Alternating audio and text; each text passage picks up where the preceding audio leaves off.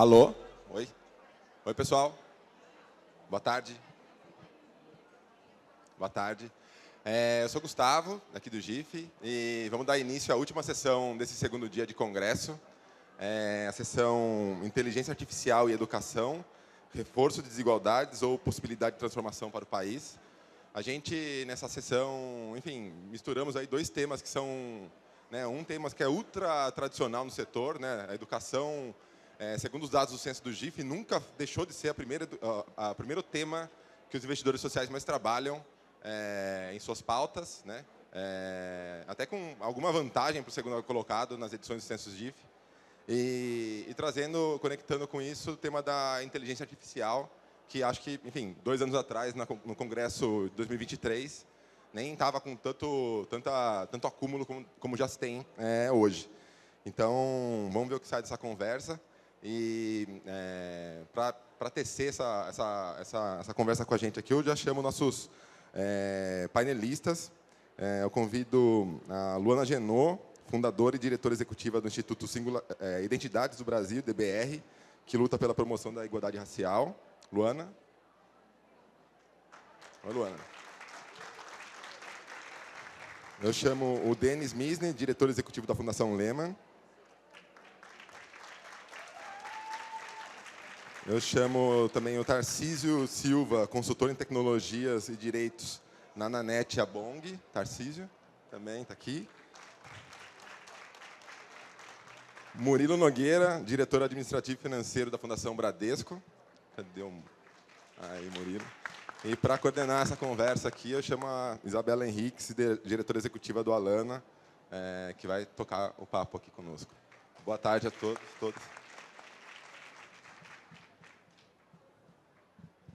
Obrigada, Gustavo. Muito boa tarde a todas as pessoas que estão aqui. Uma imensa honra, um prazer enorme participar desse Congresso GIF e estar ao lado dessas pessoas incríveis que vão conversar com todos vocês. Eu quero, para começar, contar um pouquinho que esse painel ele nasce de uma inquietação, de um desejo de 3 organizações que fizeram essa provocação ao GIF. Então, aqui saudar a Fundação Itaú, o Eduardo Saron, a Aninha de Fátima, a Célia Cruz, do Instituto Beja, que estava no Instituto Beja, e nós do Alana, que fizemos essa proposta. E muito em cima daquilo que o Gustavo acabou de falar, o fato de que, de acordo com o censo do GIF, mais de 70% das organizações que são associadas trabalham com educação formal e educação não formal. E nós sabemos os imensos desafios que nós temos na educação do nosso país. Já foi falado em algumas das mesas que aconteceram ontem aqui no evento, o fato de que nós temos, de acordo com os dados que foram lançados nessa semana, 29% da população brasileira analfabeta funcional. E um dado que ainda me chamou mais atenção é que, entre os brasileiros com ensino superior completo, 1 em cada 8 brasileiros é analfabeto funcional. Então, nós realmente temos um desafio gigante e, ao mesmo tempo, como também já foi mencionado ontem no painel sobre as Big Tech, o Brasil é um país muito entusiasmado com as tecnologias. O Brasil está entre os países que mais consomem tecnologia. Também saiu um relatório da ONU essa semana cheia de lançamentos, que mostra que crianças e adolescentes com menos de 15 anos no Brasil, o Brasil está entre os países que mais têm uso de internet por crianças e adolescentes com menos de 15 anos. E a gente sabe que não necessariamente essa é uma internet na qual essas crianças e adolescentes estão tendo uma conectividade significativa, muitas vezes estão acessando exclusivamente redes sociais, que estão sendo dominadas por algoritmos que não necessariamente estão olhando para as necessidades e peculiaridades dessas pessoas, mas focados em prender a nossa atenção, em alguns casos até modulando comportamentos e vontades. E com o surgimento e a popularização das IA generativas, o interesse pela inteligência artificial tem aumentado cada vez mais. E aqui eu queria aproveitar que essa sala está lotada, e isso mostra o interesse no tema, para perguntar aqui quem já usou o ChatGPT ou alguma inteligência artificial, como o ChatGPT, para levantar a mão, para a gente aqui saber? Olha só, a gente tem aí um dado importante sobre o uso da inteligência artificial, que hoje está disponível nos nossos celulares, ao alcance das nossas mãos. Ainda que o seu uso, e é importante que a gente sempre destaque, não seja uma realidade para todas as pessoas no país, nós ainda temos muita desigualdade, sem dúvida. Mas a inteligência artificial já impacta o mundo do trabalho, já impacta a saúde, ela está no entretenimento, na indústria, nas artes, no agronegócio, enfim, em muitos lugares. E na educação, o papel das tecnologias tem mudado bastante. E a própria inteligência artificial tem entrado na escola por vários caminhos. Além dos informais, nas mãos dos estudantes, nós temos diversas tecnologias educacionais, que elas podem estar ligadas à infraestrutura, ao ensino, ao conteúdo propriamente dito, a parte de avaliação, a parte administrativa, a criação, os laboratórios makers, é importante que a gente lembre deles. E nós temos as edtechs, que estão se espalhando por todo o mundo. E no Brasil, nós ainda temos as notícias de que muitas escolas estão usando biometria e sistemas de reconhecimento facial para reconhecimento de presença na sala de aula ou também com promessas de segurança. Ou seja, a integração da inteligência artificial na educação traz oportunidades transformadoras para educadores e alunos, mas também impõe desafios complexos que exigem uma reflexão multidisciplinar. E aqui eu também quero mencionar o novo relatório de desenvolvimento humano do PNUD, lançado nessa semana, que ele destaca 3 áreas. Ele destaca que construir uma economia onde as pessoas colaborem com a IA em vez de competirem contra ela, incorporar a agência humana em todo o ciclo de vida da IA, do projeto à implementação, e modernizar os sistemas de educação e saúde para atender às demandas do século XXI. E nesse relatório do PNUD, cerca de 1 em cada 5 entrevistados na pesquisa relatou já usar a inteligência artificial. E 2/3 dos respondentes em países com baixo desenvolvimento humano esperam usar a IA em educação, saúde ou trabalho ainda no próximo ano. Então, diante desse cenário, são muitas as perguntas que ficam e que nós hoje vamos tentar tratar de algumas delas e fazer algum diálogo em relação a elas. Como a IA pode tornar a educação mais inclusiva? Aprimorar processos de aprendizagem e otimizar a atuação do professor? Quais os desafios éticos atrelados à adoção massificada dessas tecnologias no ambiente de ensino e suas consequências para os alunos, especialmente aquelas relacionadas ao impacto cognitivo? Como encontrar o equilíbrio entre a inovação tecnológica e as necessidades humanas e sociais no cenário educacional e a importância do letramento de professores e alunos neste processo? Como usar a IA e novas tecnologias para uma educação emancipadora, que olhe para a criação de projetos de futuro e também para o uso crítico das tecnologias? Como garantir o protagonismo de alunos e professores? Como fazer tudo isso desconcentrando poder, conhecimento e riquezas? Então, são muitas perguntas, nós vamos passar por algumas delas. E, para começar, eu convido a Luana Genó para contar para a gente um pouco sobre como a IA pode promover a educação antirracista. Conta para a gente um pouquinho da sua experiência, por favor. Boa tarde. Gente, vocês tomaram café? Deixa eu contar uma coisa para vocês. Eu cheguei, na verdade, 5 horas da manhã, a gente entregou o maior prêmio do mundo sobre inclusão e justiça climática. Posso ouvir aplausos? Esse prêmio é do Brasil, é nosso, né? Vai passar na TV Globo no dia 25 de maio. E a gente está muito orgulhoso de ter levado o Boi Garantido, o Boi Caprichoso, a Cacique Pequena, que é daqui do Ceará, ganhou também no ano passado. Então, a gente está muito feliz em treinar primeiro o nosso algoritmo humano, para ele ser antirracista, e isso se estender em aprendizagem de máquina, né, Tarcísio? Porque a inteligência artificial ela é só uma extensão da gente, né? Ela ajuda a gente a ser mais eficiente, mas a gente precisa se letrar até para a gente poder, justamente, mudar a forma como o algoritmo ele pensa. Então, a gente fez a gente está fazendo um trabalho muito importante. E as pessoas me perguntaram, nossa, mas você é doida, né? Saiu 5 horas da manhã, sem dormir. Aí você vem aqui para o Ceará, a gente pegou eu e a Ana aqui do meu time, né? A gente pegou o voo 7 horas da manhã, aí a gente veio para cá e tal. E por que a gente está aqui hoje? Primeiro, por amor, né? A gente tem muito amor por essa comunidade. Acho que o amor é também uma tecnologia ancestral que a gente não pode abrir mão. Às vezes a gente está tanto nessa toada de máquina que a gente esquece de ser humano, né? E por justamente a possibilidade da troca, da gente conseguir falar da IA como essa extensão humana.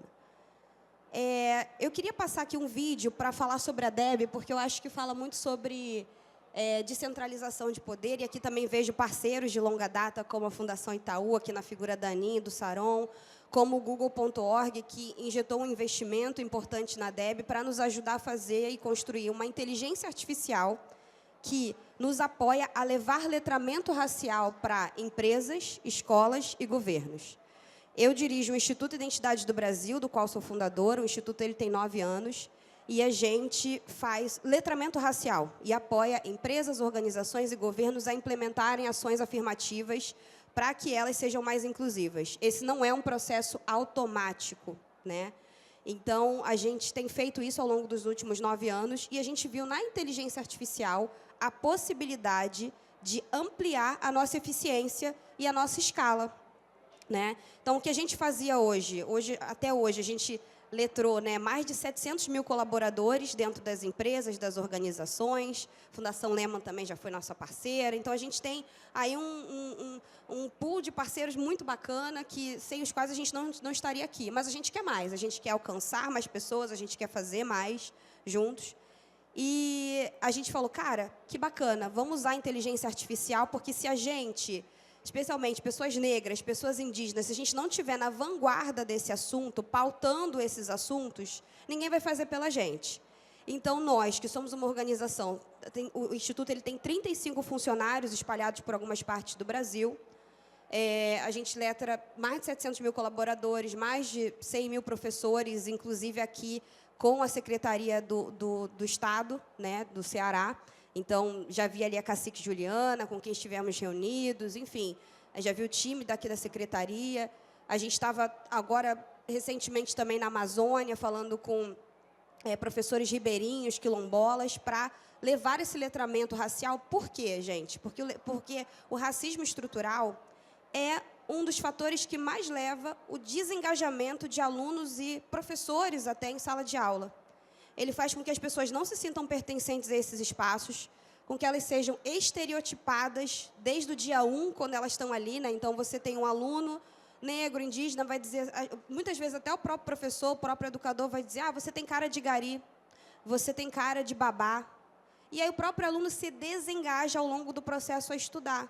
E também o professor também não recebe muitas ferramentas para falar sobre esses temas. Então, a gente quer poder mudar esse cenário e poder apoiar professores, educadores e também estudantes, desde a primeira infância, a terem mais letramento sobre esse assunto. Vou também trazer um caso pessoal e depois já passo o vídeo, porque eu posso falar 2 horas sobre isso. Mas a minha filha, recentemente, ela sofreu um caso de racismo. Algumas pessoas que me seguem aqui nas redes sabem. E eu me posicionei sobre isso. Foi numa academia, que tem uma rede nacional. E ela sofreu esse racismo, ela tem 7 anos de idade, ela sofreu isso de outras crianças de 5 e 4 anos de idade, né? Ela foi impedida de brincar com aquelas crianças, porque essas crianças diziam que ela não podia brincar com ela por causa da sua cor de pele. Dito isso, né, pensando aqui nos nossos algoritmos da nossa inteligência humana, eles estão viciados desde a primeira infância, tá? A serem excludentes, racistas, homofóbicos e tudo isso que a gente já conhece, porque eles vão reproduzir aquilo que a gente passa para as nossas crianças. Então, a gente acredita muito na DEB, eu vou passar aqui a nossa inteligência artificial, como uma forma de ser um mecanismo customizado, um mecanismo escalável, que possa ajudar professores, educadores, estabelecimentos a se letrarem sobre esse tema. Como é que a DEB funciona? A gente tem ali, por exemplo, a gente tem uma base de conteúdo personalizada. Aqui, em termos técnicos, né, a gente usa a DEB via RAG, que é um Retrieve enfim, é um mecanismo para que ela possa acessar primeiro essa base de conteúdo customizada antes de acessar um grande LLM. A gente usa como base o nosso principal modelo de linguagem, o Gemini, porque o Google também é nosso parceiro, e aqui a gente vai poder falar sobre esse movimento de também ser financiado de alguma forma por Big Techs e tudo isso. Mas a nossa forma de trabalhar a gente quer construir uma base, a maior base do mundo sobre letramento racial, sobre diversidade, equidade e inclusão, para disseminar esse conhecimento de forma mais fácil, de forma mais customizada, de forma mais escalável. Por quê? Porque a gente já transita em diversos meios, né, Tarcísio? A gente já transita em escolas, a gente já transita com empresas do agro, a gente já transita com empresas do setor financeiro, e a gente quer criar trilhas que façam sentido em termos educacionais para cada uma delas, com a própria linguagem delas, e tornar esse letramento algo acessível na ponta dos dedos para todo mundo. Então, minha recomendação, vou passar o vídeo, mas a minha recomendação é que vocês sigam @chamadeb no Instagram, já conversem com ela, e aí a gente também pode ter mais dúvidas, enfim, o que vocês quiserem. Vejam se vocês gostam do mecanismo, gostam da experiência. A gente está expandindo isso para que escolas possam usar isso atrelado aos seus sistemas. Também, por exemplo, a gente lançou uma parceria ontem, durante o Prêmio Sem Igualdade Racial, com clubes de futebol, e também expandindo isso para outros esportes, para que, enfim, diversas instituições dentro dos esportes também possam levar esse letramento racial, esse letramento de gênero, para associações esportivas que também onde acontece muito racismo, né? Então, a gente está usando essa inteligência artificial para ser um canal de disseminação mais customizado para vários campos, né? Então, vou passar o vídeo e a gente fala um pouquinho mais na sequência. É um vídeo muito rapidinho.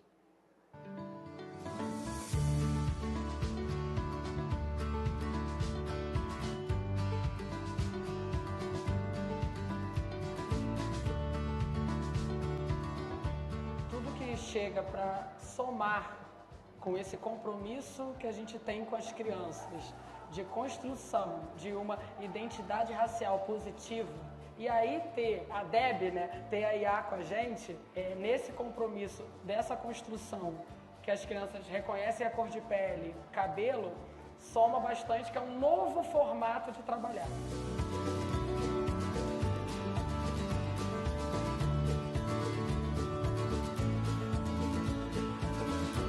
Hoje, particularmente, a gente está explodindo de felicidade, porque além da formação continuada para os gestores e professores da nossa rede, a gente está trazendo a Deb, essa ferramenta tecnológica de inteligência artificial, para dialogar diretamente com os nossos professores, como mais um recurso pedagógico na luta antirracista, impactando diretamente os nossos alunos.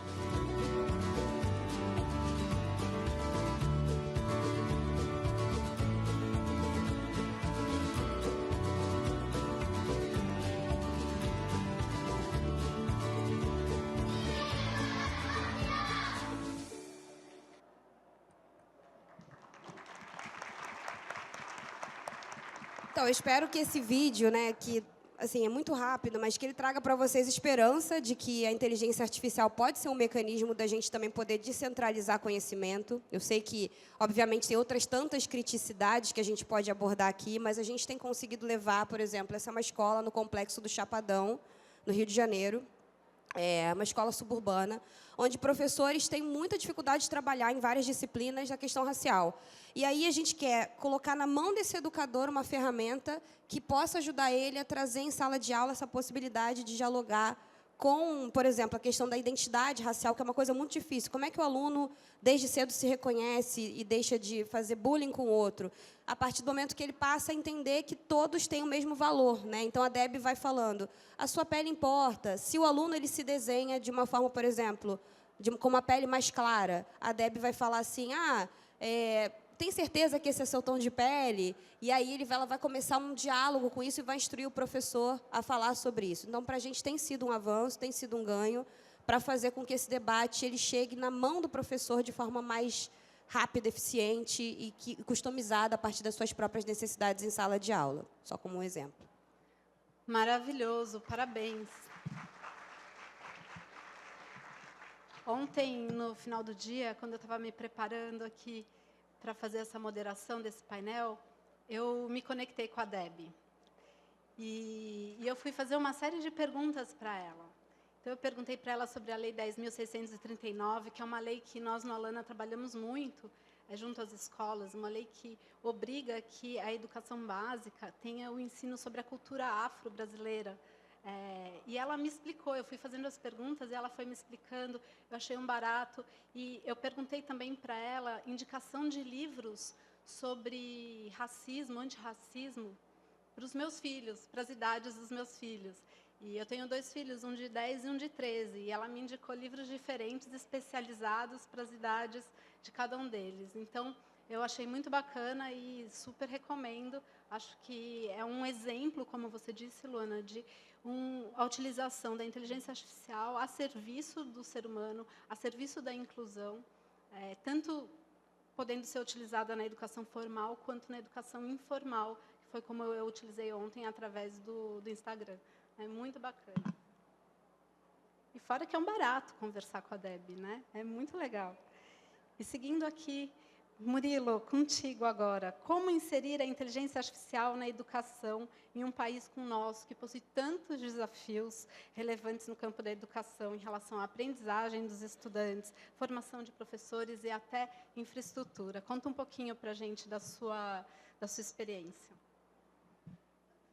Bom, Isa, obrigado pela pergunta e boa tarde a todos. Estou muito feliz em estar aqui e poder falar um pouquinho da visão da escola, né? A fundação que tem 40 escolas com mais de 42 mil alunos pelo Brasil. Então, a gente sente essa movimentação de evolução do ensino na veia mesmo, no nosso dia a dia. E a gente sempre diz que a escola, para ela ser interessante, ela precisa se transformar e evoluir na velocidade do que tudo que o mundo está evoluindo. E óbvio que cada questão tem prós e contras e deve ser tratado de forma cuidadosa para que a gente consiga verdadeiramente evoluir a educação e entregar para essas crianças uma educação transformadora e de qualidade e que realmente mude a vida e transforme a realidade dessas crianças de vulnerabilidade social que a gente atende. Eu até dividi minha resposta aqui em algumas etapas, porque eu acho que a inteligência artificial ela tem prós e contras, como eu disse, em vários desses tópicos que a gente está citando. E dentro do ambiente escolar, a gente tem realidades distintas dentro de cada uma das escolas, dentro de cada uma das localidades, respeitando as culturas, assim como tem uma diferença da aplicação num professor, para um aluno, para uma criança de educação infantil e para uma criança de ensino médio. Para quem trabalha na escola, para quem está no chão da escola, para quem realmente faz aquela escola acontecer, para o dia a dia e operação da escola da mesma forma. Então, um resumo que eu trago para começar essa discussão é que a inteligência artificial ela tem que ser usada como um acelerador e facilitador e não como um limitador, mas sempre usando com responsabilidade e cuidado, né?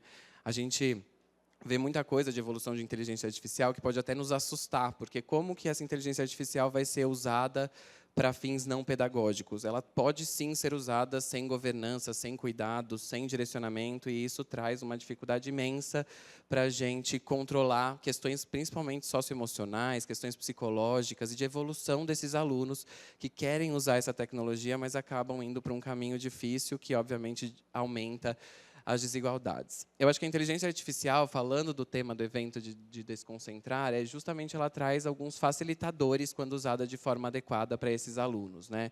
Antes, crianças que não tinham possibilidade de acelerar alguns projetos ou pensar em soluções, conseguem na palma da mão, com ferramentas que, obviamente, não estão disponíveis para todos, mas que têm um preço acessível em algumas situações ou gratuitas, agilizar alguns pensamentos e colocar no papel coisas que antes precisariam de 2, 3, 4 ou 5 profissionais.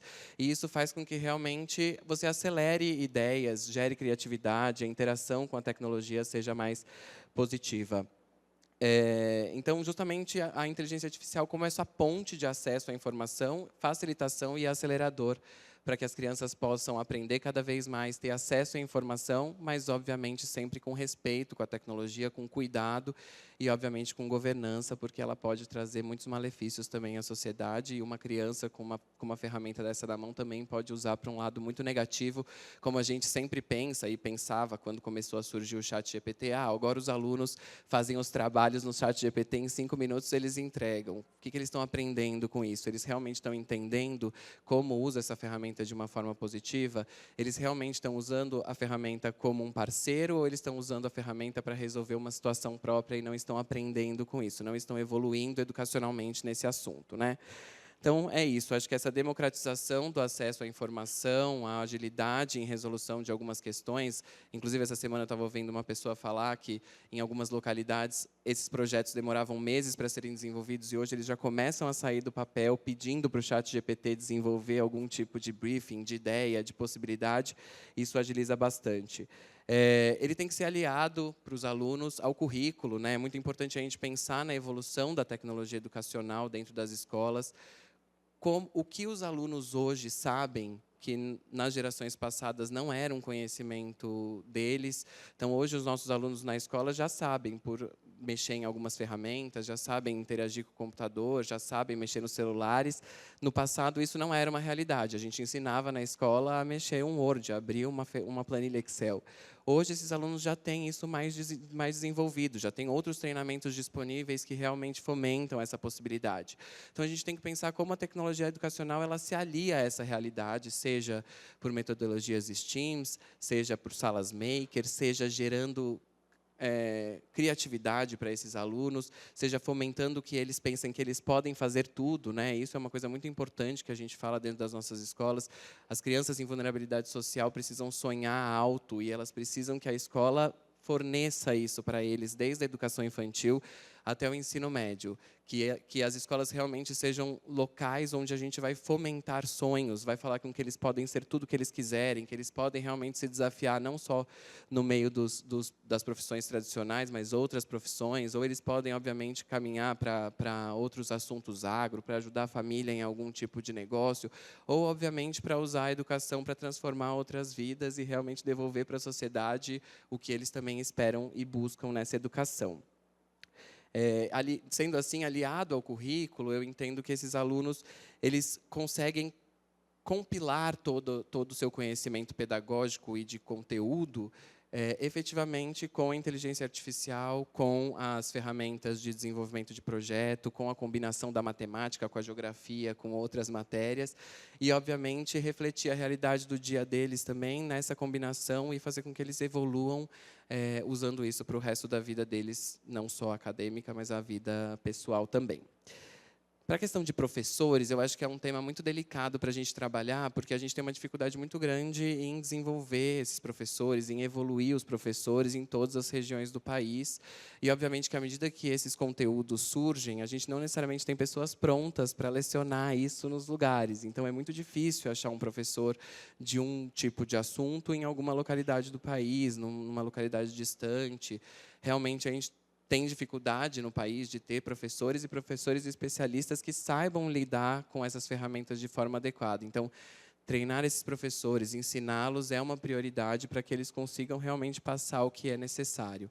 A gente vê várias ferramentas de facilitação de ensino, de facilitação de geração de conteúdo para a sala de aula, mas beira uma questão de, será que esse professor vai ser substituível? E a última coisa que a gente pode pensar é isso, o professor é absolutamente insubstituível. Então, nada que a tecnologia vai fazer vai substituir aquela pessoa que não só é um educador, como é uma referência para aquelas crianças para o resto da vida, que realmente vai ser um exemplo, que vai interagir, que vai entrar no assunto não só acadêmico, mas vai entrar no assunto emocional, vai ser o porto seguro das crianças, vai fazer com que eles se desenvolvam e se transformem de forma natural e respeitem essas transformações durante toda a sua vida acadêmica. Então, a inteligência artificial traz ferramentas de facilitação de correção de prova, de facilitação de correção de redação, de facilitação de geração de questões, de geração de conteúdo para a sala de aula. Em um botão você já tem todos os slides, as apresentações, os links, a bibliografia, tudo que um professor precisaria pensar customizado para aquela sala de aula. Né? Isso eu acho muito importante pensar, porque uma sala de aula é totalmente diferente da outra. A realidade dos alunos é diferente, o aprendizado é diferente, e o professor precisa se colocar nessa posição de eu preciso fazer com que esses alunos aprendam. A gente vê essas ferramentas que, com a leitura das notas, ele já gera um conteúdo programático para você apresentar na próxima aula. Mas será que essas notas realmente estão refletindo a realidade daquela sala de aula? Você tem algum tipo de variação de nota por uma questão socioemocional, por uma dificuldade psicológica, por uma dificuldade pedagógica de algum aluno? E isso deve ser muito bem avaliado. Então, obviamente, que ele venha a somar e não a distanciar, mais uma vez, a realidade educacional dos professores. E óbvio que isso é muito difícil de lidar, porque parece muito confortável usar a ferramenta para tirar o meu trabalho, e eu me acostumo facilmente com essa realidade que está na palma da minha mão. É uma realidade que eu consigo usar facilmente, que eu substituo uma aula e que eu reduzo o volume de trabalho para ensinar aquele aluno. Mas aí é isso que a gente tem que trabalhar, em dizer para o professor que a conquista dele é a conquista daquele aluno, né? E se apaixonar todos os dias por essa profissão magnífica que é ser professor. Em relação ao tema de infraestrutura, aí eu acho desafiador essa questão de leitura facial, de tecnologias para identificar os alunos, porque, por um lado, obviamente, ele traz essa sensação de segurança, de controle, de câmeras, mas, ao mesmo tempo, a gente já vê ferramentas que, por meio de análise facial dos alunos, avalia quantas vezes ele sorriu, quantas vezes ele bocejou, quantas vezes ele levantou a mão, quantas vezes ele foi ao banheiro, se ele realmente estava prestando atenção na aula ou não. E, por meio disso, ainda piora se ele está bem emocionalmente. Mas as nossas emoções não estão totalmente transparentes na nossa face o tempo todo. E como que você acha que vai conseguir controlar a emoção de um aluno por meio de uma câmera? Então, esse distanciamento que gera com a entrada da tecnologia em alguns aspectos traz um receio de que o assunto socioemocional, que está cada vez mais latente dentro da sala de aula, ele ganha um distanciamento maior com a entrada dessas tecnologias. E também a gestão escolar entende que esse acompanhamento por meio de câmeras está aproximando, facilitando, diminuindo distâncias e trazendo mais segurança para o dia a dia, mas pode trazendo mais distanciamento do aluno, o que vai reverberar num aluno com mais dificuldade de evolução, com menos aprendizado, com menos visibilidade e com problemas familiares, talvez problemas dentro de casa, problemas entre amigos na mesma sala de aula. Então, muitas vezes, essa tecnologia pode trazer um controle que não é o mais positivo assim.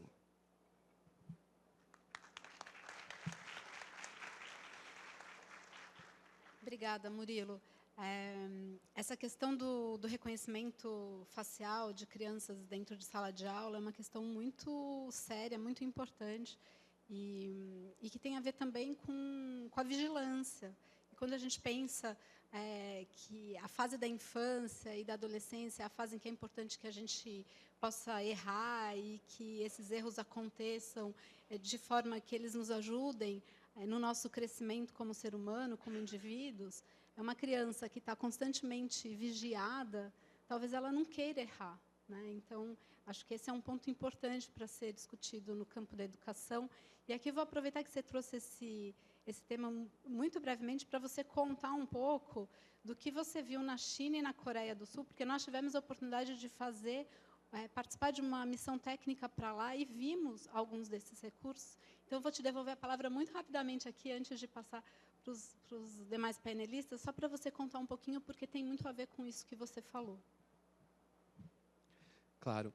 Essa viagem foi um prazer ter feito com a Isa, com a equipe da Fundação Itaú, que provocou essa viagem e realmente nos convidou para viver essa imersão.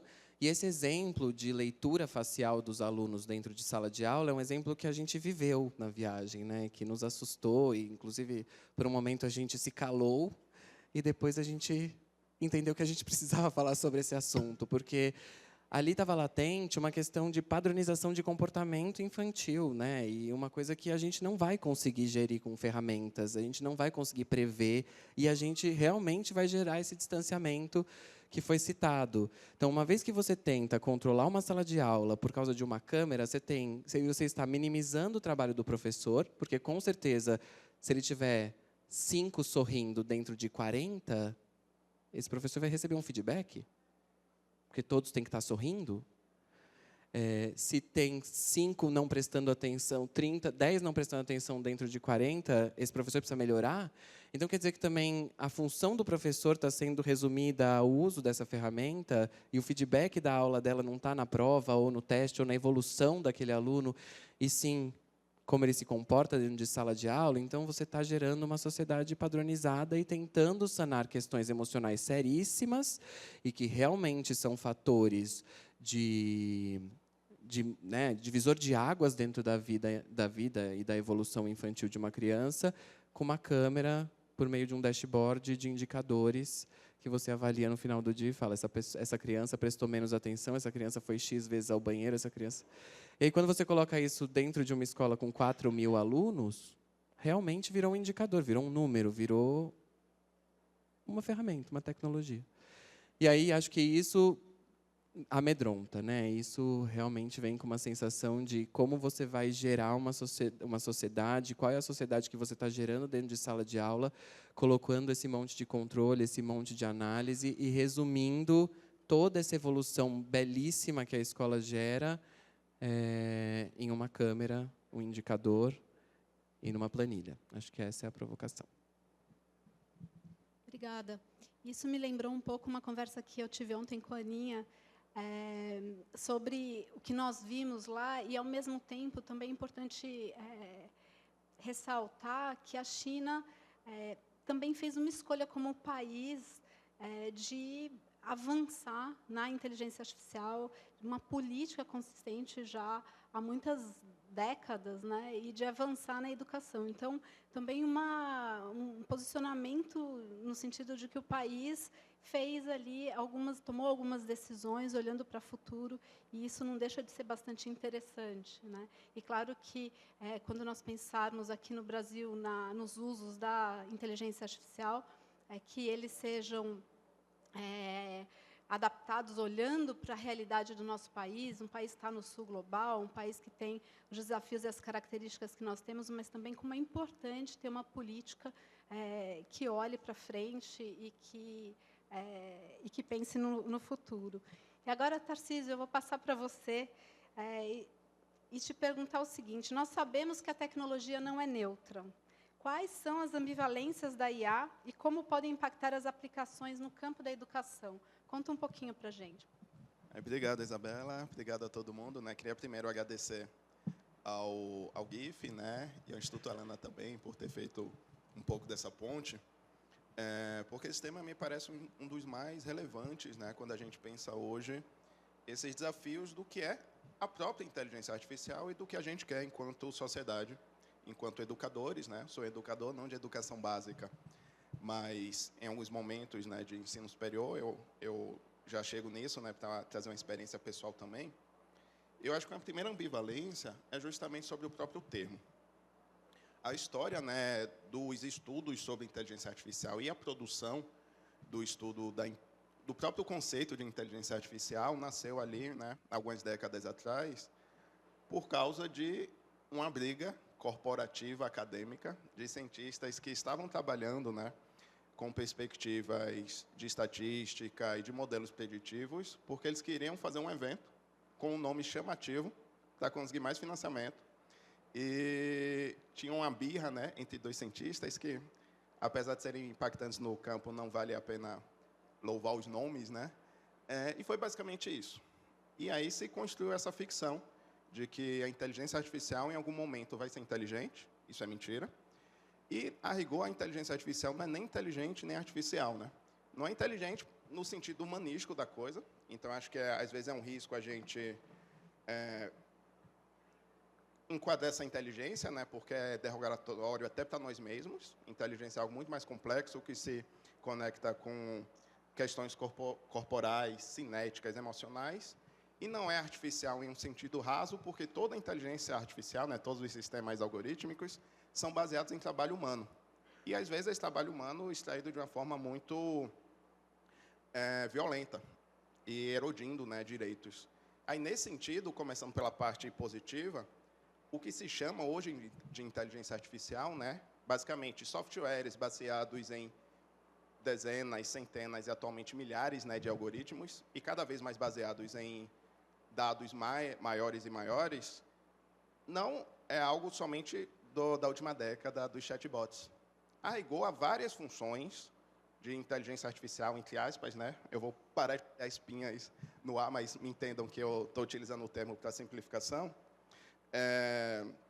que existe há muito tempo na educação, né? É importante lembrar que sistemas de indexação e de buscas de livros, por exemplo, utilizam alguns recursos de inteligência artificial. Modelagens 3D do corpo humano, que são utilizadas em softwares educacionais, utilizam alguns sistemas.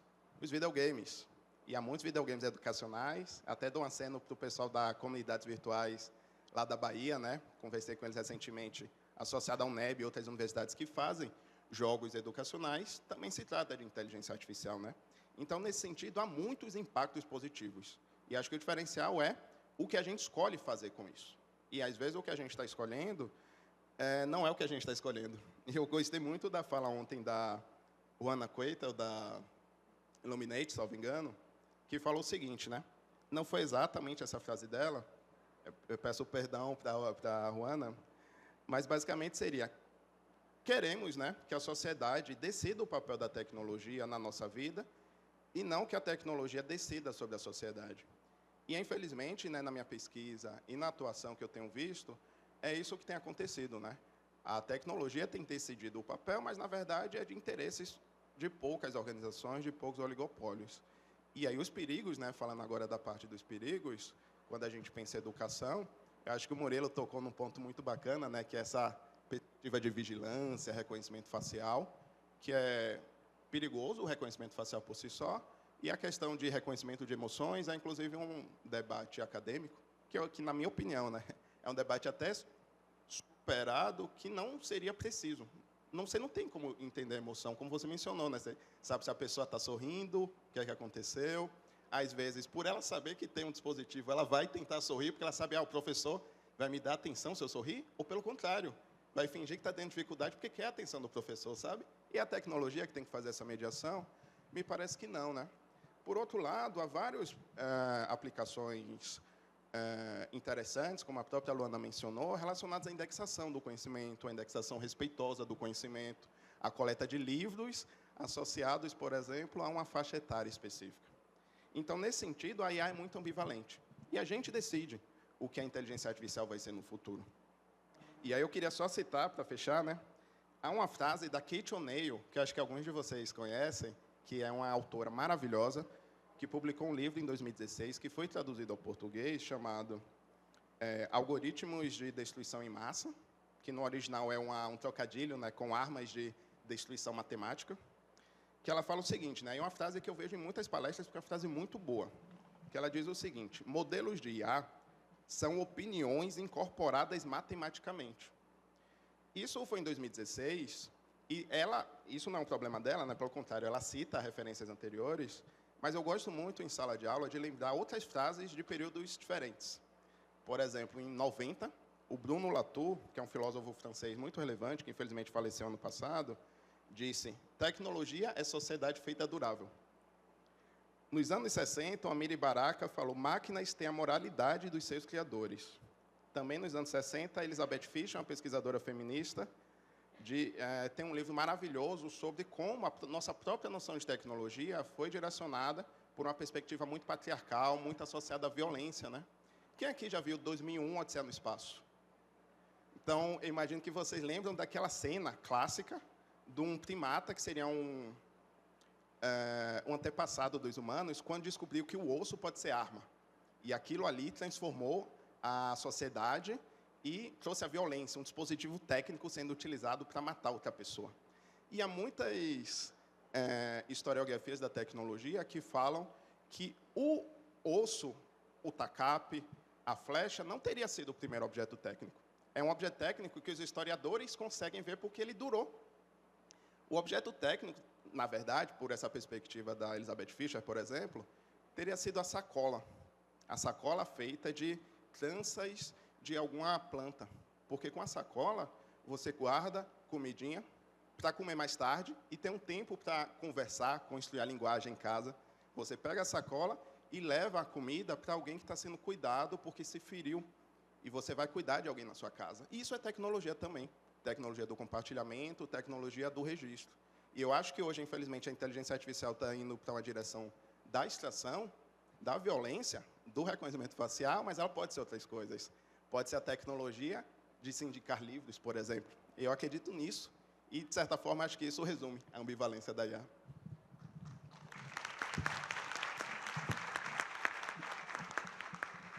Tarcísio, vou aproveitar um pouquinho mais de você. Considerando toda a tua pesquisa, o Tarcísio tem uma pesquisa muito consistente sobre o tema, a linha do tempo do racismo algoritmo, convido todo mundo a conhecer.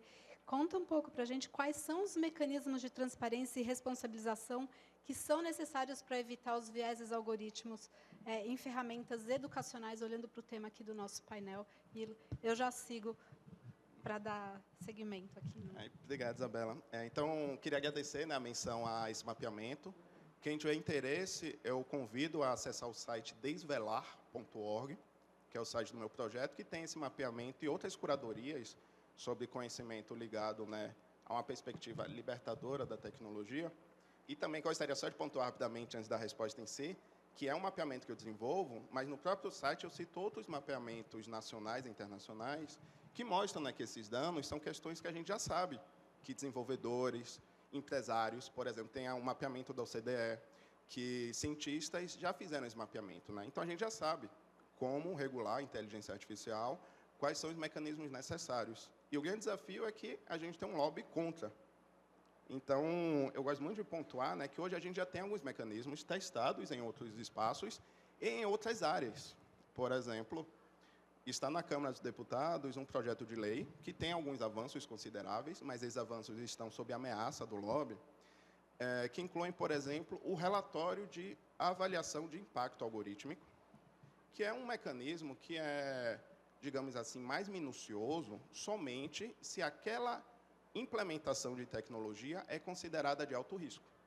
Então, se for uma implementação para a segurança pública, uma implementação para um processo seletivo, uma implementação que que crianças e adolescentes vão ter acesso, a implementação pode ser considerada de alto risco, então as empresas simplesmente precisam, segundo essa regulação, empresas e desenvolvedoras, registrar como o sistema foi idealizado, como o modelo foi construído, quais são as fontes de dados, quais são os impactos possíveis, positivos e negativos. E eu gosto muito de enfatizar isso, que a gente tem lutado, digamos assim, para que os impactos positivos também sejam registrados, para que a gente gere conhecimento, não é somente uma lente negativa. E também como eventuais impactos negativos vão ser evitados ou reparados, que é algo muito simples e que não nasceu para a inteligência artificial. Há outras áreas que têm mecanismos como isso, como relatório de impacto ambiental, né, que é algo muito mais próximo da história, né, da filantropia, por exemplo. Há outros mecanismos, como, por exemplo, o direito à explicação. Ora, se um sistema está colocando uma nota para mim por algum aspecto, eu tenho que saber, pelo menos, quais são esses critérios. Infelizmente, hoje, isso é algo que cada vez mais tem sido utilizado.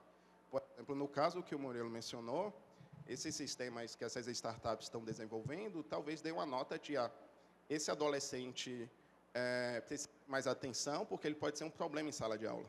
Há ferramentas que estão construindo isso. Então, mesmo se esse sistema, que, na minha opinião, não deve nem ser cogitado, se esse sistema existe, é mais do que justo, né, que a sociedade civil, pais, professores e estudantes entendam como o sistema funciona. Então, hoje, a gente tem uma perspectiva de lutar por uma regulação que tenha mecanismos básicos de transparência, alguns mecanismos básicos de reparação e, sobretudo, que exista participação social nessa análise. Porque se a gente não tiver a diversidade de classe, raça, gênero e das funções profissionais para analisar o sistema, não é possível pensar um sistema realmente positivo. A gente pode pensar um sistema educacional sem a participação dos professores, é isso que está em jogo. E, infelizmente, é um debate muito ativo, né, e difícil, o debate sobre regulação de IA. Apesar de já termos consensos sobre isso e experiências positivas em países como Canadá, China e União Europeia. Obrigada, Tarcísio. Passar agora para o Denis. Denis, quais são as áreas mais promissoras para a IA na educação pública do país, na sua opinião?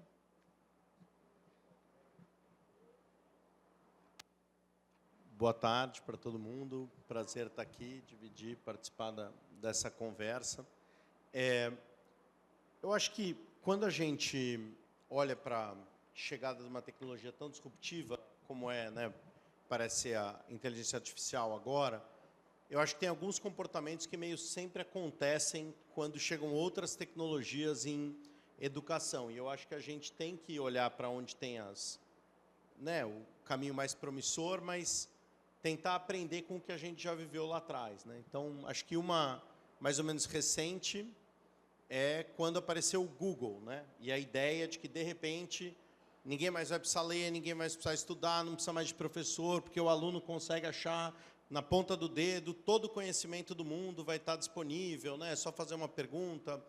Você teve experimentos lá atrás, né, que ficaram super famosos na Índia, de vou colocar uma televisão e a televisão vai ensinar, e aí não vai mais precisar. Então, eu acho que sempre vem uma primeira leitura, assim, um pouco, para alguns, fatalista, e para outros, assim, uma esperança, não sei por que isso é exatamente uma esperança, que acabou a necessidade da educação, ou que vai ficar muito mais fácil, ou que a gente vai dar ganhos gigantescos de aprendizagem muito rápido, porque surgiu uma nova tecnologia, né?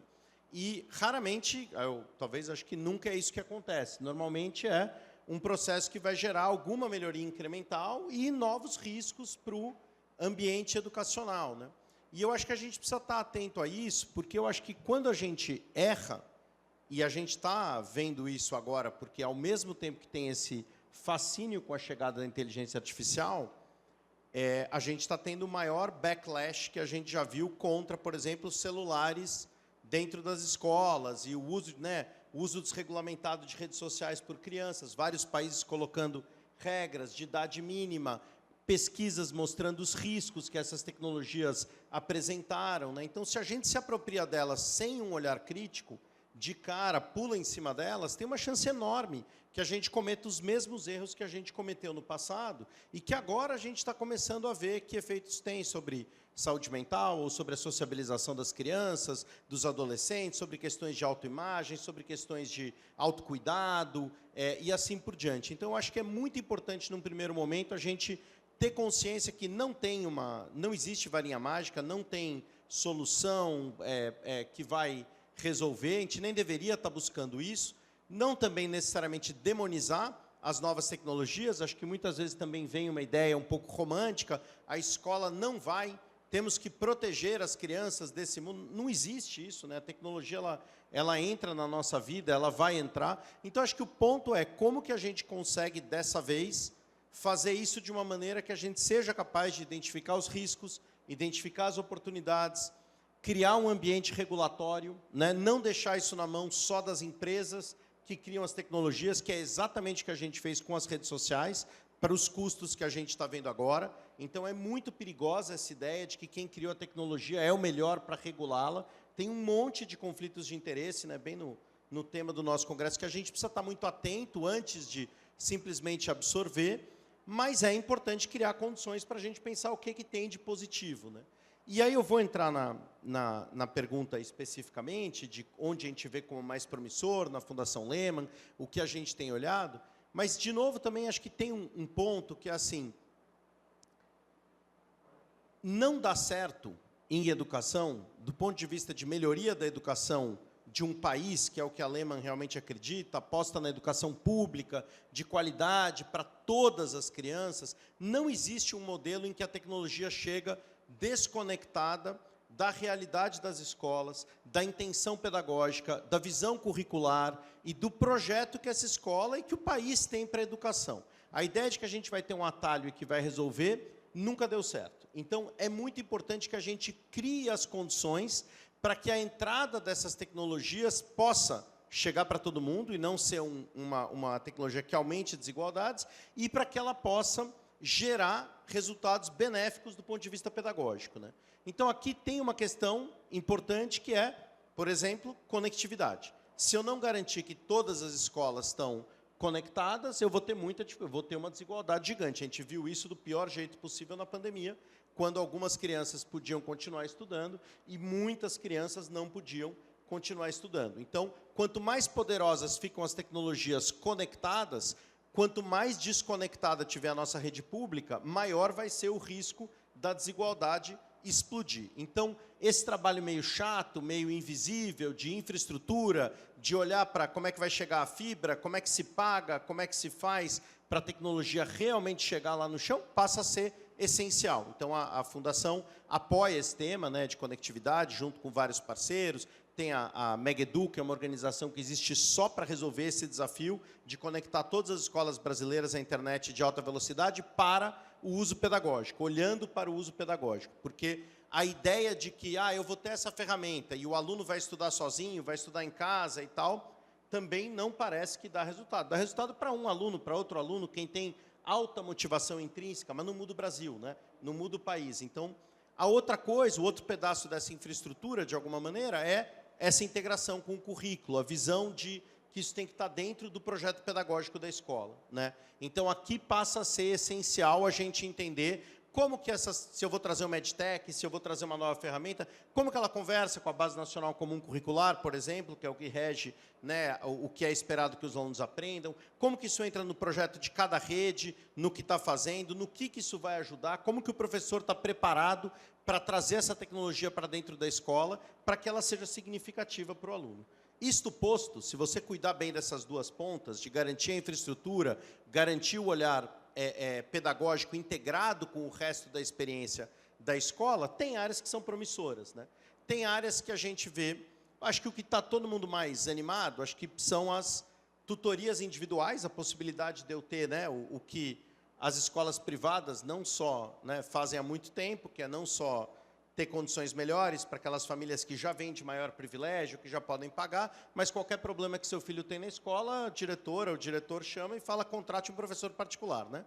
Que ele vai resolver esse problema. E aí vai lá esse processo. Isso tem N pesquisas que mostram que a intervenção pedagógica mais efetiva para reduzir defasagem de aprendizagem é a aula particular, é alguém te ajudando, uma tutoria. Bom, isso era impossível se você pensa em 40 milhões de alunos na condição do Brasil, para a imensa maioria das famílias, ou até para o sistema público sair pagando.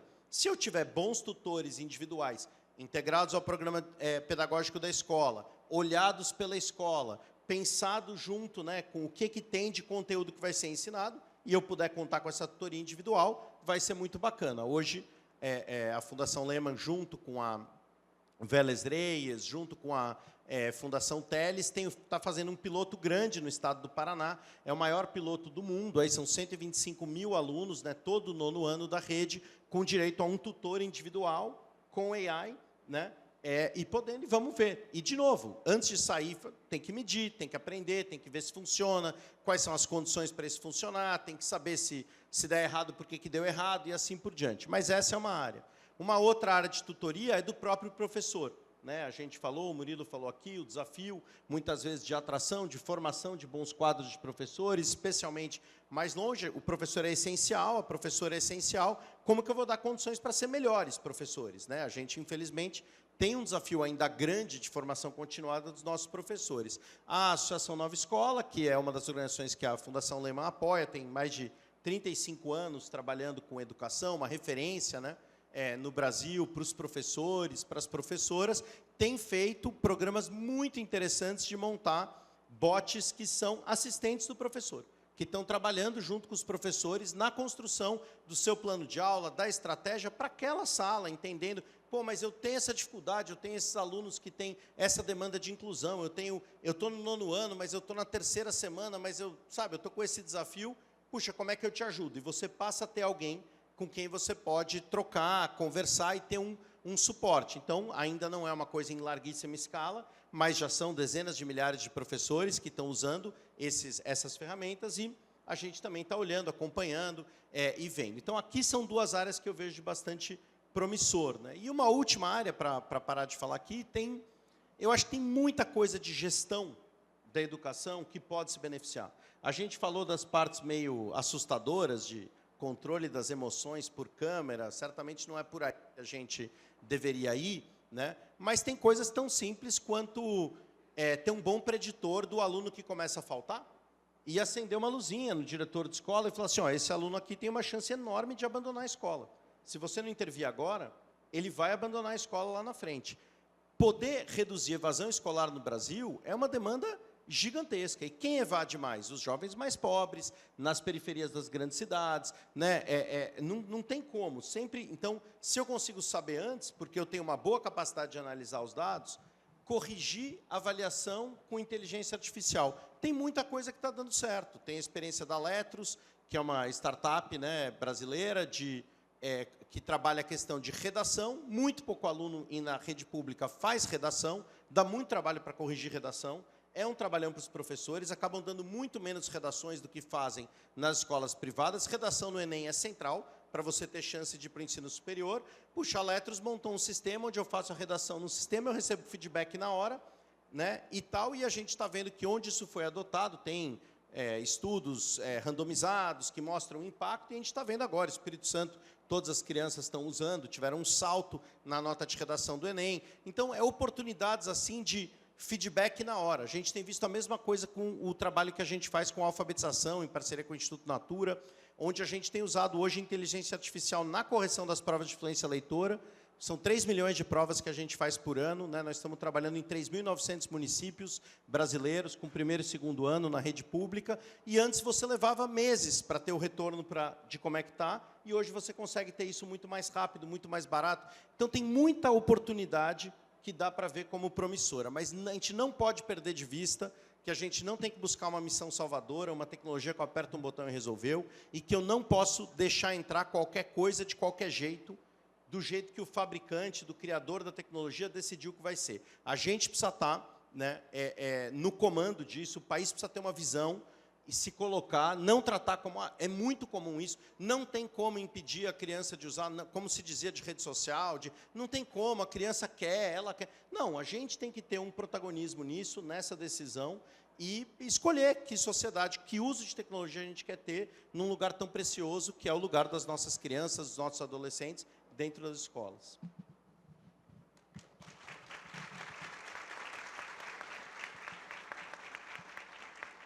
Muito bom, Denis.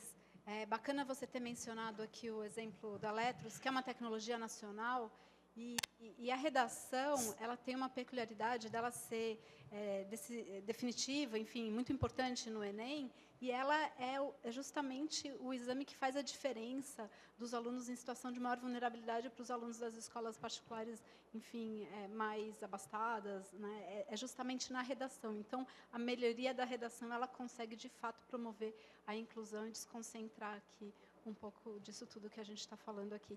E eu vou te fazer mais uma pergunta, vou te devolver a palavra rapidinho, mas eu já queria deixar todo mundo aqui avisado que assim que o Denis terminar essa resposta, eu vou abrir para perguntas, então para todo mundo já ir pensando em perguntas bacanas para fazer aqui para a mesa. Denis, você trouxe muitos exemplos incríveis, inclusive como a Fundação está trabalhando. A gente está aqui numa sala lotada, no evento do GIF, em que a maior parte dos investidores está olhando para a educação. Qual que é o papel dessa filantropia toda? E aí, pensando nessa multiplicidade de filantropia que nós temos no GIF, no país, olhando para a educação e tecnologias, inteligência artificial.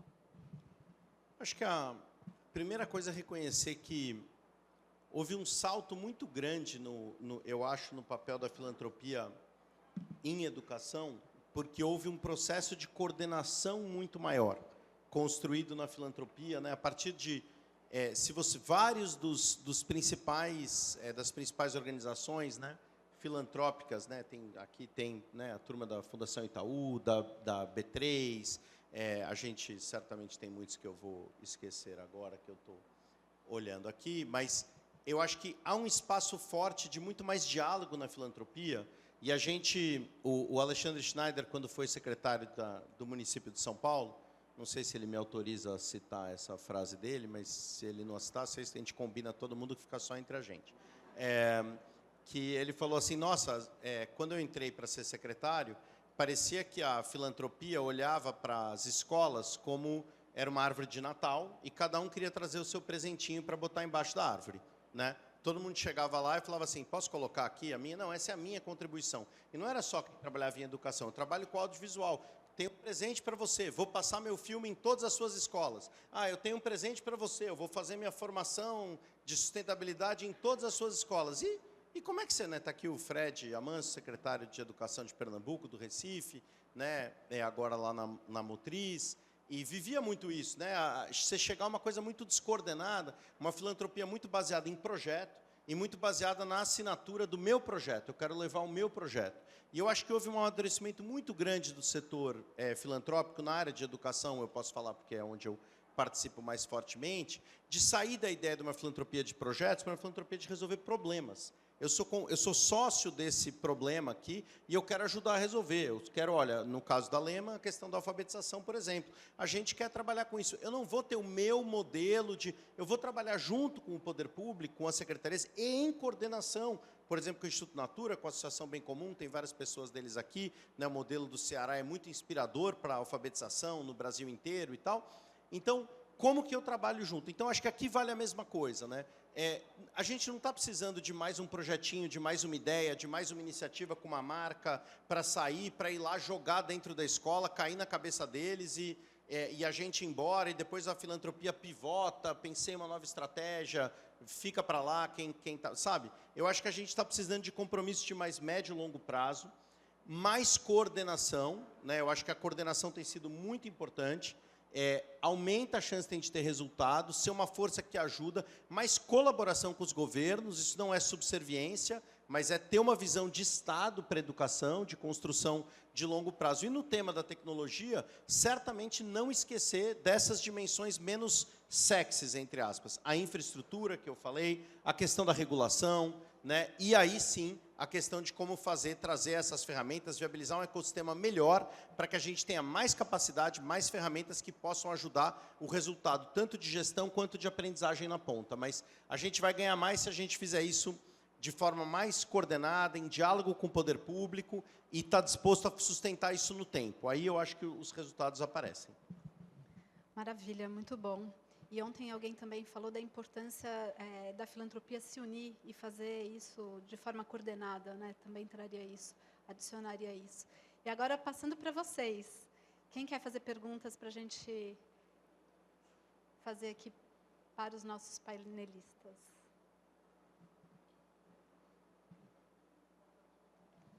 Não pode usar o chat GPT para criar pergunta. Né? Pode usar a Deb.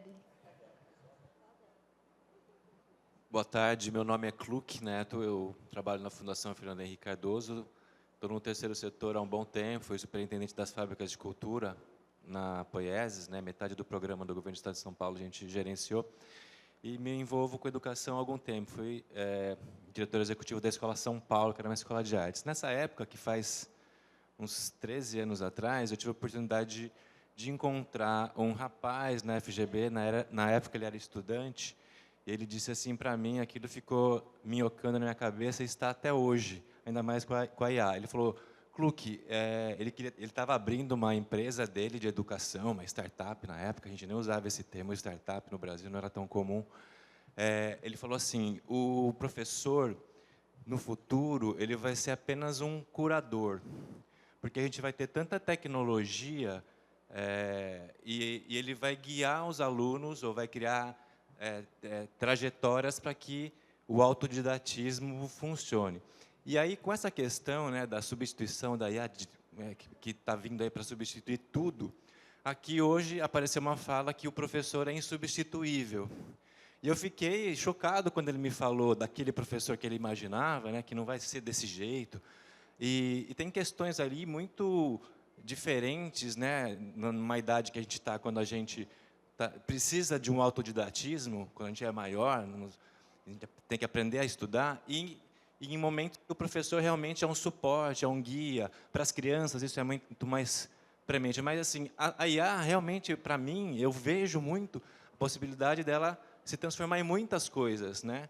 Então, eu tenho muita curiosidade de saber esse programa de tutores que o Misni citou aqui, mas eu fiquei pensando também se o futuro não vai apontar para uma transformação que a gente nem sabe como é que vai ser, porque ela é conversacional, ela cria imagens, você faz um embed, né, de um conteúdo e fala, se limite a falar sobre isso, ele vai ler aquilo, quer dizer, tem possibilidades enormes de você fazer currículos, fazer roteiros, e você ter lá uma ferramenta que realmente interage com o ser humano de uma forma, não sei se quase humana, mas Então, isso me intriga muito e eu gostaria de saber se tem mais experiências no mundo, se tem conhecimento de que existe um aprendizado sendo acelerado com o IA, né, de alguma forma que está surgindo agora que a gente nunca viu.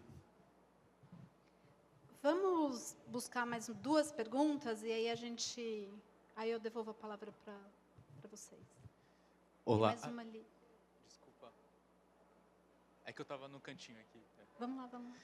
Eu sou Guilherme, gestor de programas da Internet Society Foundation. Tenho o prazer também de dizer que a gente apoia algumas das iniciativas que foram citadas aí no escopo do nosso trabalho. E aí a minha pergunta é no sentido de que, tentando fazer esse exercício de sair das escolas das capitais, né, de algumas capitais, e pensar mais nas comunidades que estão aí espalhadas pelo Brasil, muitas pessoas estão sendo conectadas, comunidades estão sendo conectadas à internet neste exato momento. E quando a gente fala de internet e tecnologia nas escolas, eu sempre penso muito, e isso aparece bastante no nosso portfólio, da questão de segurança, né, do que está sendo acessado e as várias preocupações que as comunidades, famílias e tudo que está envolvido aí tem em relação a isso. E eu queria perguntar para o painel, para quem quiser responder, qual que é o papel da escola nesse sentido de mediar, né, as questões de segurança do acesso dos estudantes. Obrigada. Tem uma ali no canto. Acho que a gente fecha essas 3 e, se der tempo, a gente faz mais 3. Boa tarde, meu nome é Márcia Lima, sou professora da Universidade de São Paulo e coordenadora do Afro-Sebrap. Eu acho que eu fui o único ser humano nessa sala que não levantou a mão quando você fez a pergunta do ChatGPT. Eu fiquei até constrangida, porque eu acho que realmente todo mundo levantou a mão, eu nunca usei. Então, assim, estou aqui entrando na conversa para falar um pouco do meu, não do meu iletramento nisso, mas acho que tem... Eu sou professora universitária, sou professora de Ciências Sociais. E, nesse debate, eu fico sempre pensando o lugar do professor, né? Primeiro porque eu acho, posso estar falando uma grande bobagem, que só existe inteligência artificial porque existe a nossa inteligência, né? Como que a gente... Está muito difícil a sala de aula, já na Universidade de São Paulo, né? A leitura, a escrita, esses instrumentos, né? Eu acho que eles não têm outro caminho que não tradicional ainda, né? Então, 2 coisas que eu acho assim: como é que a gente trabalha a produção de conhecimento, né? Novas produções de conhecimento, e qual é o lugar desse professor num debate de formação de pessoas dentro desse contexto de educação e inteligência artificial. Obrigada. Muito obrigada. Acho que a gente pode passar a palavra para vocês e depois a gente tenta fazer mais uma última rodada com mais 3 perguntas. Né? Quem quer começar? Posso começar? Eu não tenho, digamos assim, na resposta para todas, então tentarei ser um pouquinho breve, mas queria agradecer, Márcia, por essa perspectiva, né, porque é completamente possível o aspecto da recusa. E não é questão de literacia digital, porque ChatGPT é baseado, ChatGPT, Gemini e outras, no roubo do conhecimento humano, a rigor. Foi modelos feitos a partir de extração de dados, da web, de livros piratas e afins, para construir modelos para atropelar e erodir algumas relações sociais e concentrar, né, e é o tema do nosso congresso, concentrar diversos tipos de produção de conhecimento, ao mesmo tempo que achata essa produção de conhecimento e muda o controle, né? Então, quando a gente utiliza um sistema da OpenAI, por exemplo, mesmo quando a gente customiza, a gente perde a autonomia, a gente perde o controle. Amanhã, o sistema pode passar, literalmente, pequenos modelos sutis, pequenas influências sutis para os estudantes. Isso é muito perigoso. E me preocupa muito, né? O governo federal está, toda hora, não só o governo federal, né? Vários outros, mas o governo federal é um dos que eu tenho mais esperança, né? Sendo um cidadão de São Paulo, sentado à mesa, né? Com o OpenAI e afins. Então, nesse sentido, sobre o lugar do professor, eu queria só rapidamente lembrar qual é a definição de inteligência artificial e o que a gente pode pensar como alternativas. A OCDE, né, então a OCDE tem totalmente nessa perspectiva com livre mercado,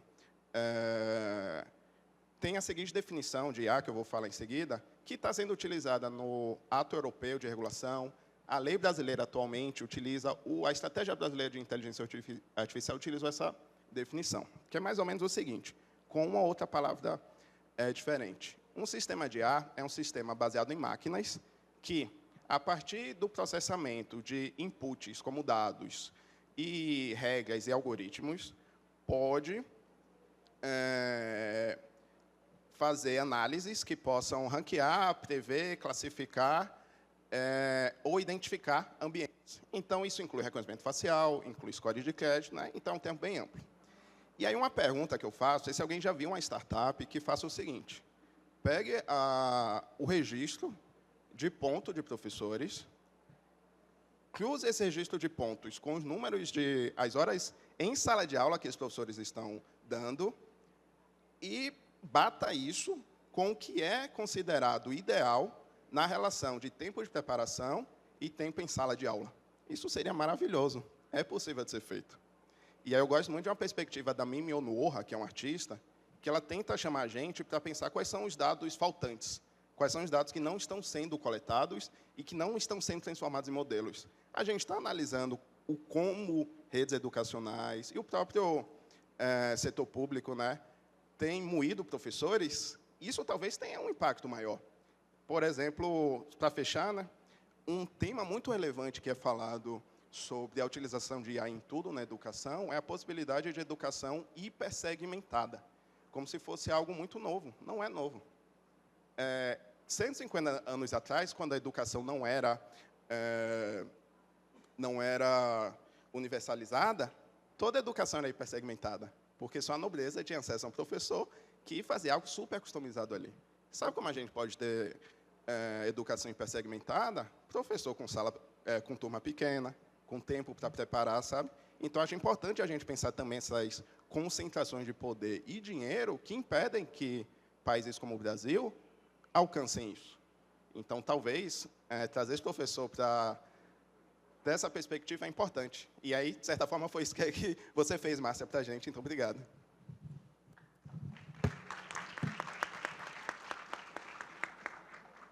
Bom, eu queria falar sobre a questão do professor insubstituível, que até foi uma fala que eu tive, e a gente, na Fundação Bradesco, acredita realmente nisso, né? A gente, com a questão da inteligência artificial, vem muitas essas questões de quais os cargos, as funções que vão desaparecer, e a gente... Isso é muito dolorido pensar, mas, obviamente, todo mundo está se adaptando às realidades, pegando as tecnologias e usando da melhor forma para realmente projetar uma continuidade e um aprimoramento do serviço. Mas o professor é muito mais do que só passar o conhecimento, né? O professor é o ponto de contato, é o ponto de referência, é quem realmente traz na educação infantil o aprendizado. Sem o professor lá, essa criança não vai ser alfabetizada. Vide isso durante a pandemia, o impacto educacional que a gente teve por distanciamento. E a escola não é só o professor especificamente, é a escola como um todo, né? O ambiente escolar é um ambiente de educadores. Todo mundo está educando aquela criança, seja em valores, em interação, em relacionamento entre os pares, em desenvolvimento de ética, enfim, de outros tópicos que acontecem no dia a dia, na troca com o merendeiro, com o diretor, com o vice-diretor, com a pessoa da manutenção, da limpeza, e, obviamente, acelerando esse conhecimento, essa evolução pessoal também, que ultrapassa os temas pedagógicos. Então, essa função é uma função que realmente não vai ser substituída, na minha opinião, porque ela tem um papel crucial no desenvolvimento daquela criança. Muitas das nossas escolas, os principais tópicos delicados, emocionais, socioemocionais dos alunos, vêm dentro da escola porque eles não têm a mesma segurança dentro da própria casa deles.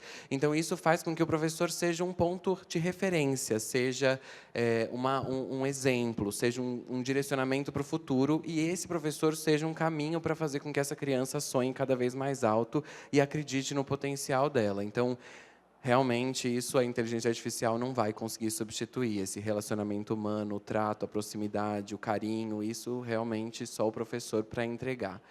E sobre a questão da internet, do monitoramento de acesso, lá na Fundação Bradesco a gente faz um monitoramento de acesso em todas as nossas escolas. isso, sinceramente, traz um ganho muito grande na tratativa de assuntos delicados escolares com os nossos alunos. Muitas vezes a criança ou adolescente não sabe como pesquisar alguma coisa sobre abuso.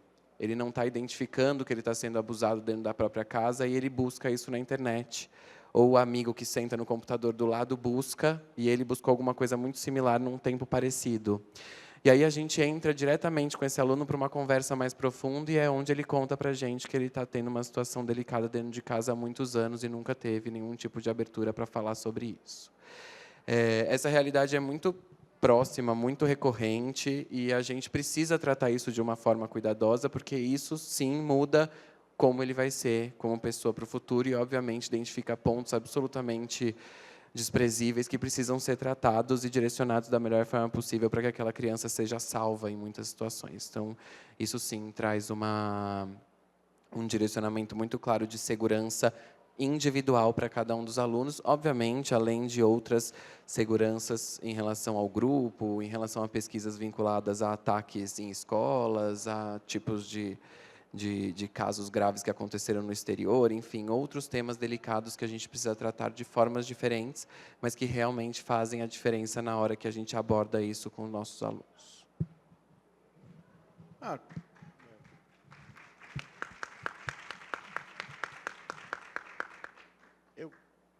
Acho que só entrar talvez do que, né, comentar a primeira pergunta, assim, um pouco seguindo, né, o que o Murilo falou.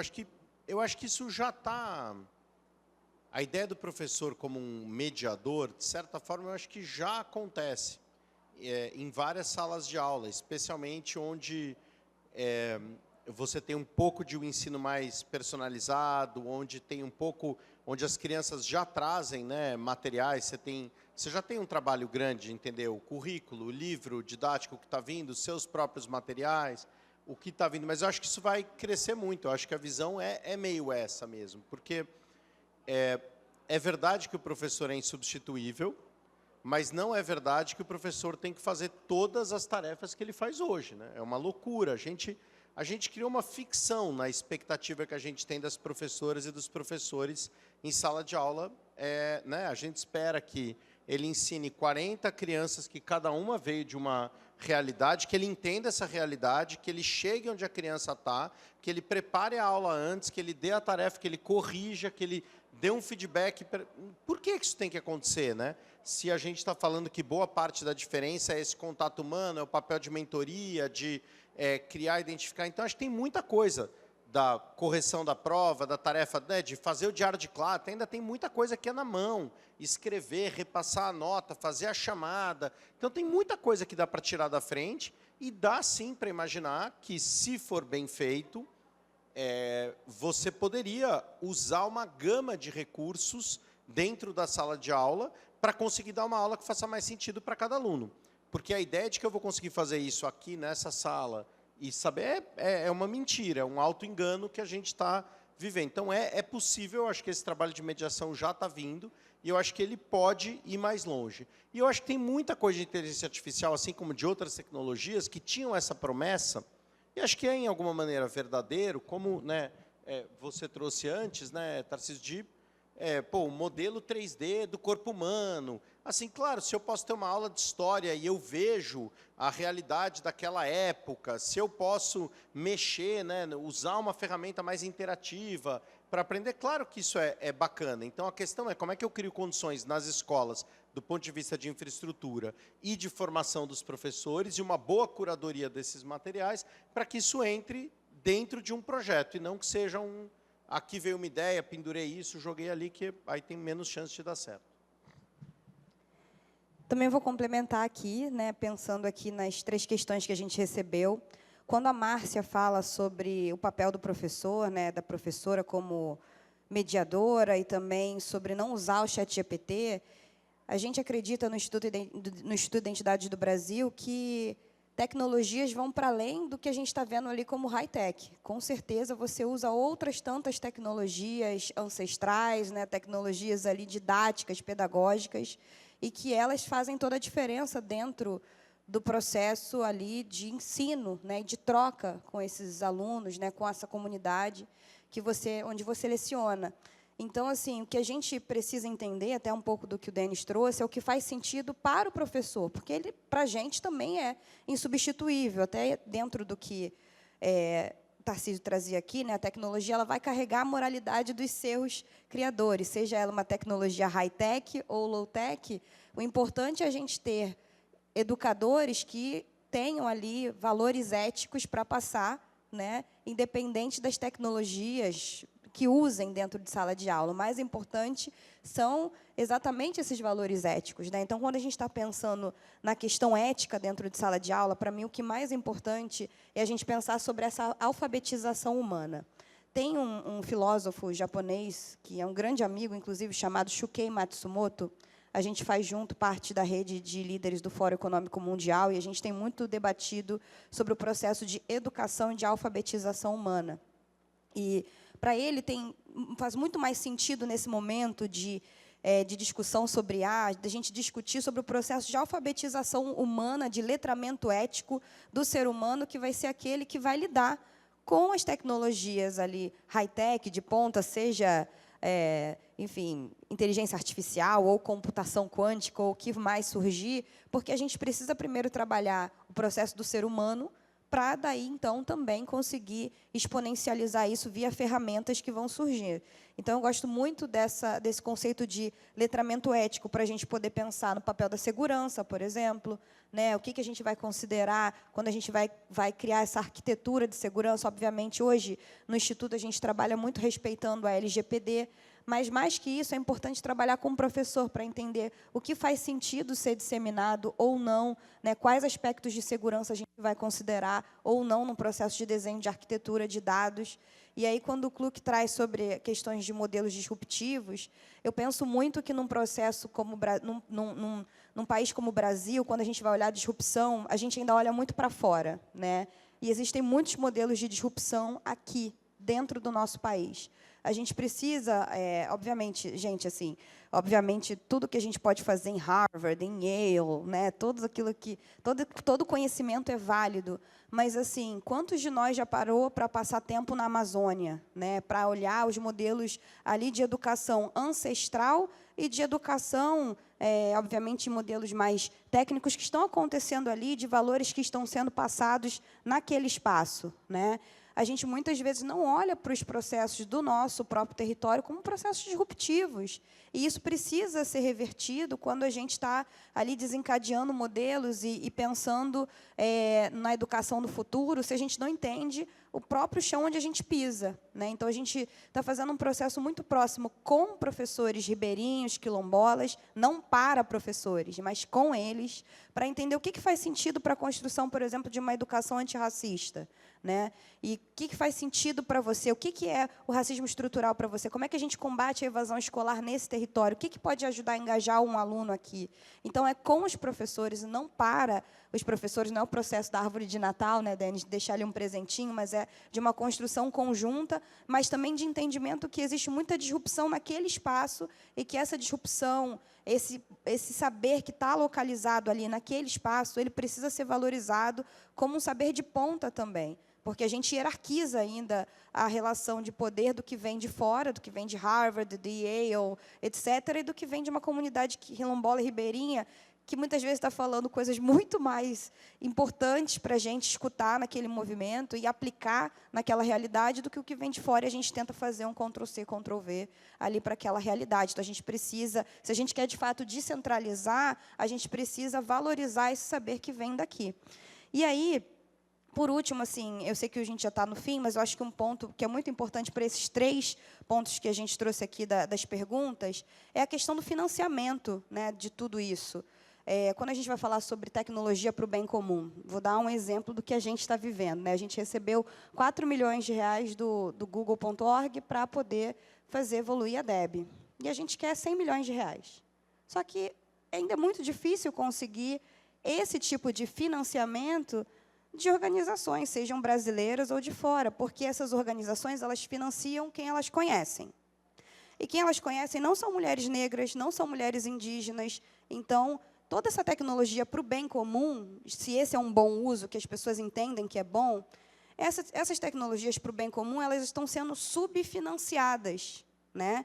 Então, quem recebe hoje os grandes aportes para rodar tecnologias na educação do Brasil são, basicamente, os mesmos bolos de pessoas que recebem, historicamente, os mesmos investimentos. Basta a gente ver ali para onde os investimentos estão sendo repassados. Então, pensando aqui no GIF, né, onde a gente tem aqui uma concentração de pensadores de como o campo da filantropia se articula para financiar a educação, o meu pedido aqui é que a gente possa, né, pensando em novos modelos disruptivos que estão aqui bem na nossa frente, ou sobre arquiteturas de segurança de dados, ou sobre o papel do professor, vamos financiar mais as pessoas negras, indígenas, quilombolas, ribeirinhas, que já estão pensando esses modelos e que podem também ser grandes articuladores desse sistema daqui para frente. A gente tem tudo para não só criar tecnologias aqui, fortalecer as que já existem, mas exportar esses modelos, porque o que a gente produz aqui é muito rico, mas precisa ser melhor financiado.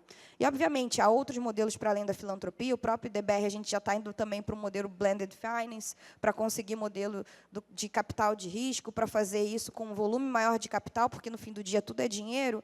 Mas eu estou só perguntando, assim, para a gente poder, perguntando e questionando aqui o campo filantrópico, será que a gente consegue ser mais intencional em direcionar dinheiro para mulheres negras, indígenas, quilombolas, e não só migalhas? Porque, se a gente quer descentralizar, a gente precisa ser mais intencional para fazer com que esse capital ético ele se desdobre numa tecnologia que faça sentido, que seja escalável, que tenha segurança, que tenha descentralização do conhecimento, e isso passa pelo dinheiro. Então, meu pedido aqui é esse, para a gente também repensar a forma como a gente financia esse campo, né? Obrigada.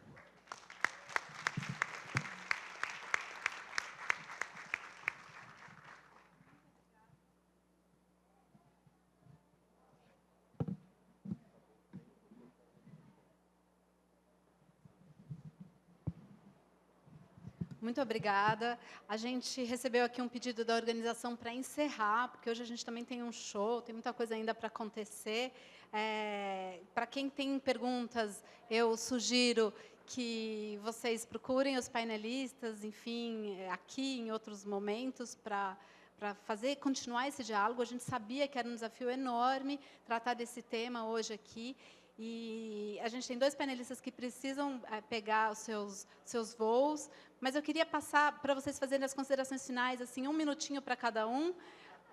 E se vocês puderem falar sobre o sonho, sobre a escola do futuro, a educação do futuro. A Luana trouxe aqui o tema da educação do futuro. Ela precisa da IA ou é a IA que precisa dela? Enfim, só para a gente terminar, 1 minutinho para cada um, que o Gustavo já está aqui tenso para terminar o nosso painel.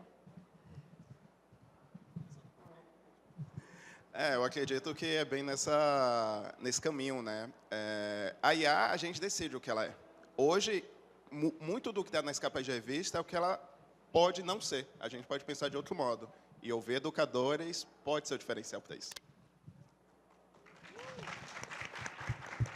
Gente, a IA do futuro precisa ser mais antirracista, então convido vocês a, mais do que dizer não ao racismo, dizer sim à igualdade racial. Então, eu vou falar sim à igualdade racial, vocês vão repetir. 3, 2, 1. Gente, café, por favor. 3, 2, 1. Sim à igualdade racial dentro da gente e usando a IA para exponencializar isso. Obrigada. Acho que a gente tem que não abrir mão do nosso papel de ser responsável de construir esse futuro que a gente quer para a educação, para a sociedade, e não ficar a reboque da tecnologia do momento, da ideia do momento. Só assumir esse protagonismo, esse papel e essa responsabilidade. Eu entendo que a gente tem que pensar que essa complexidade toda de colocar uma nova ferramenta, uma nova tecnologia nos contextos de educação não deve ser simplificada a uma decisão ou outra. Ela tem que ser continuamente reavaliada, rediscutida, redimensionada e, principalmente, compartilhada com toda a rede, com todos os professores, de uma forma que a gente transforme a IA numa ponte, num acelerador como ele deve ser e não um controlador como pode ser. Obrigado. E que esteja a serviço das crianças e dos adolescentes. Muito obrigada a todo mundo que participou.